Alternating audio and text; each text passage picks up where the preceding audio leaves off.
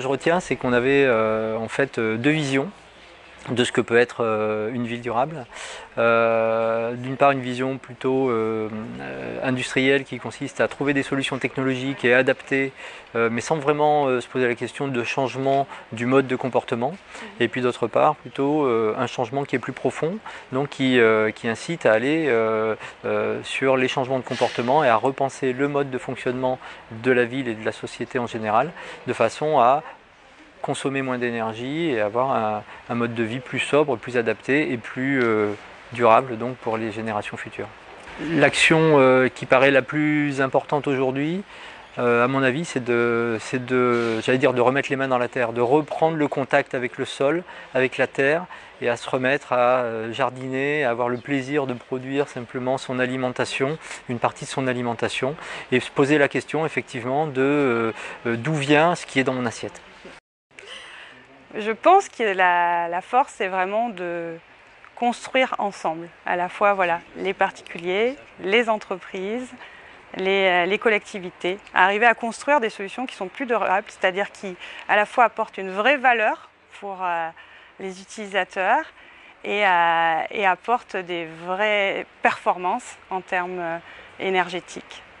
En fait, autant les collectivités, les élus locaux, les associations, les services de l'État, on est un peu tous confrontés au fait que les individus ont tendance à se replier un peu sur eux-mêmes. Au sein des villes et des villages d'aujourd'hui, le lien social un peu se distend, il y a moins d'espace public, d'espace de rencontre. Et qu'un des leviers, c'est de recréer du lien. La solution, elle réside dans les habitants eux-mêmes, même si l'État, les collectivités ont des moyens d'intervention.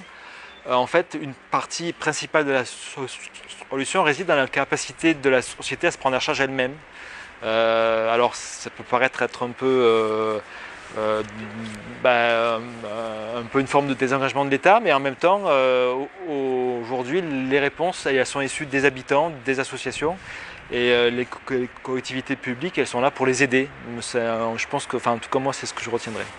Ce qui m'a interpellé dans les échanges qu'on a eus, c'est effectivement le décalage qu'il peut y avoir entre des visions très institutionnelles et très venant d'en haut, et le rapport avec des choses qui sont en train d'émerger plus au niveau local, avec des habitants, des associations, des collectifs qui se mobilisent pour construire la ville qu'ils voudraient, et quel est l'équilibre qu'on arrive à trouver et les points de convergence qui peuvent exister entre ces deux visions des villes qu'on habite.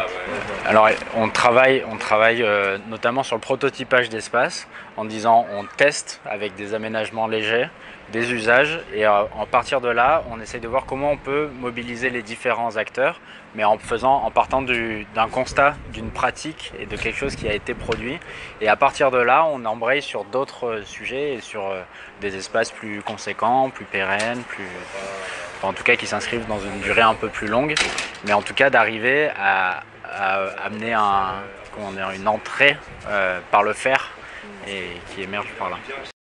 Ce que moi je retiens de cette table ronde, c'est que toutes les expériences et toutes les initiatives sont bonnes pour créer du lien social et pour créer de la rencontre entre les habitants du territoire. On a cité par exemple celle des jardins partagés qui peuvent être menés par les centres sociaux. Dans les quartiers nord, il y a un centre social qui a un jardin partagé qui permet de faire se rencontrer les zones pavillonnaires, et puis certaines cités avec des communautés particulières qui ont du mal à se parler, du mal à se rencontrer, et sur ce jardin partagé, ça permet de créer des espaces où les personnes viennent déjà pour cultiver leur jardin individuel, mais aussi des espaces de rencontres collectives. Pour moi, le point important, c'est de bien prendre en compte le fait que notre environnement de vie, que ce soit la ville ou un village ou une petite ville, il influence notre santé parce que on a accès à des services ou pas, on est exposé à des polluants ou pas, à du bruit ou pas, on est encouragé, on a le système qui nous permet de pratiquer une activité physique.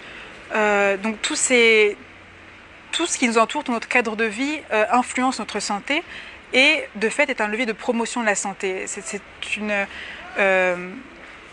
une manière, sans avoir une approche déterministe, une manière d'améliorer, en tout cas de tendre vers le mieux pour notre santé.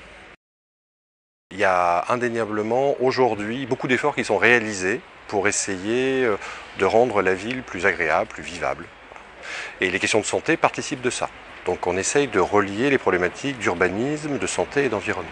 Il y a des guides qui sont produits, il y a des projets d'aménagement qui évoluent a priori favorablement, la question des mobilités actives, la question du végétal, de l'écologie locale, du commerce de proximité. Bref, on essaye par l'urbanisme, par moment, de reformater, de recréer des esprits de quartier, des identités de lieux. Voilà. Et la santé, du coup, joue un rôle déterminant parce que c'est à la fois la santé physique, mais c'est aussi la santé psychique et sociale. Ces démarches-là, autour des projets d'aménagement, autour d'une réforme de planification, autour de la participation, etc., toutes ces démarches-là poursuivent un dessein qui n'est jamais vraiment mis en débat, qui est qu'il faudrait rendre acceptable la ville. Voilà. Que la ville, comme milieu de vie, comme cadre partagé, ferait consensus. Or ça, c'est une construction socio-historique. Et aujourd'hui, particulièrement une construction politique. Et la contradiction est, est-ce que la ville, dans son essence, dans sa construction socio-historique, est un lieu de vie propice à la santé de tous et au bien-être de tous? Aujourd'hui, des données anthropologiques et sociologiques tendent à montrer que beaucoup de gens estiment de moins en moins que la ville est le milieu idoine de vie et que habiter la ville aujourd'hui serait l'horizon indépassable de tout un chacun.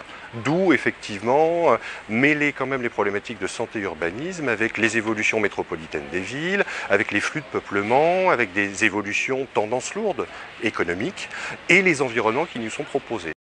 Moi, je suis ravie de voir que les associations sont toujours actives et servent d'aiguillon au pouvoir public et aux décisions publiques. On est aujourd'hui dans des phénomènes de changement climatique qui amènent des événements extrêmes, qui amènent une élévation du niveau de la mer, qui amènent la nécessité d'adapter notre urbanisme au changement climatique, que ce soit les risques littoraux, le réchauffement urbain. Et il faut vraiment que les citoyens prennent toute leur part dans l'accompagnement de ces politiques publiques. On a beaucoup discuté ce matin sur effectivement la capacité du pouvoir politique à se dégager des questions économiques et des puissances économiques ou financières.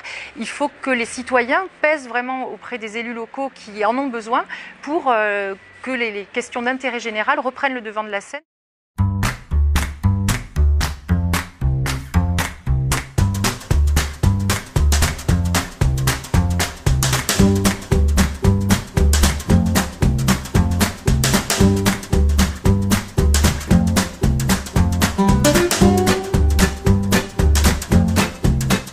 C'est une journée très dense qui était à la fois un but et une étape. Donc le but, c'était de la réussir cette journée à la fois sur le plan qualitatif. Là, je pense qu'on peut se féliciter mutuellement et se satisfaire du résultat parce qu'en termes de qualité, c'était très bon. On était aussi avec un enjeu quantitatif. Donc, dans la globalité, la satisfaction y est. Alors, la satisfaction immédiate et aussi, je pense qu'on met beaucoup de choses en perspective. Donc, de mon point de vue, moi, cette journée, elle n'était pas une finalité, comme je viens de le dire, mais elle était une étape. Et je crois que ça va nous donner des éléments pour travailler dans une direction qui est un petit peu novatrice pour FNE PACA et qui est pleine de promesses.